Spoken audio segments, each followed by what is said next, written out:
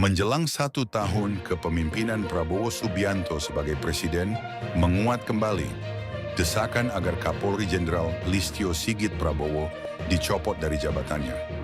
Desakan ini bukan datang tiba-tiba, melainkan akumulasi dari berbagai peristiwa, mulai dari kasus kekerasan aparat dalam demonstrasi hingga kematian tragis seorang pengemudi ojek online bernama Afan Kurniawan. Jenderal Listio Sigit dilantik sebagai Kapolri pada 27 Januari 2021 oleh Presiden Jokowi.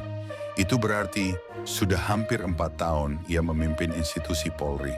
Dari awal penunjukannya sebagai Kapolri tak lepas dari sorotan karena ia dikenal sebagai bagian dari lingkaran dekat Jokowi yang kemudian disebut sebagai Geng Solo.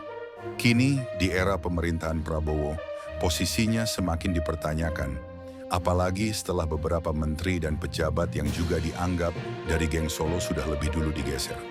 Kritik terhadap Polri kian menguat pasca demonstrasi besar-besaran yang terjadi sejak 25 Agustus lalu. Aksi protes yang awalnya berlangsung damai justru diwarnai dengan tindakan represif aparat. Gas air mata, pukulan, dan penangkapan sewenang-wenang kembali jadi tontonan publik. Tragedi paling menyayat adalah meninggalnya Afan Kurniawan, seorang driver ojol yang tewas usai diduga menjadi korban kekerasan dalam kericuhan demo. Kasus ini sontak membangkitkan kemarahan publik dan mengingatkan kita pada sejarah kelam penanganan aksi unjuk rasa di Indonesia. Aktivis masyarakat sipil menyebut, apa yang terjadi belakangan ini merupakan bentuk kemunduran demokrasi. Mereka menegaskan, negara seharusnya melindungi hak warga untuk menyampaikan pendapat, bukan malah merespons dengan kekerasan.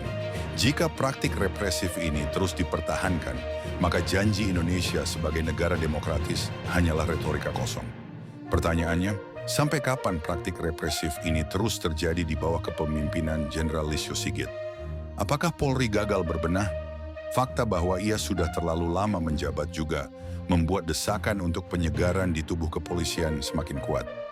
Banyak kalangan menilai, sudah saatnya Presiden Prabowo mengambil langkah tegas dengan mengganti pucuk pimpinan Polri demi memulihkan citra institusi yang terus merosot.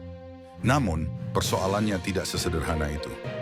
Jenderal Listio Sigit bukan sekadar Kapolri biasa. Ia bagian dari jaringan politik Jokowi yang masih berpengaruh di pemerintahan. Jika Presiden Prabowo berani mencopotnya, langkah itu bisa dibaca sebagai upaya membersihkan pengaruh Geng Solo dari lingkar kekuasaan.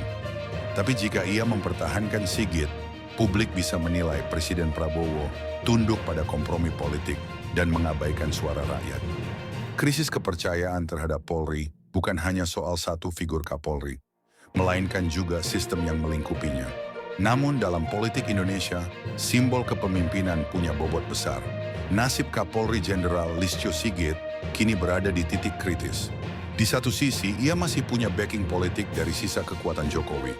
Di sisi lain, tekanan rakyat, aktivis masyarakat sipil, dan pegiat demokrasi semakin membesar, menuntut perubahan nyata di tubuh kepolisian.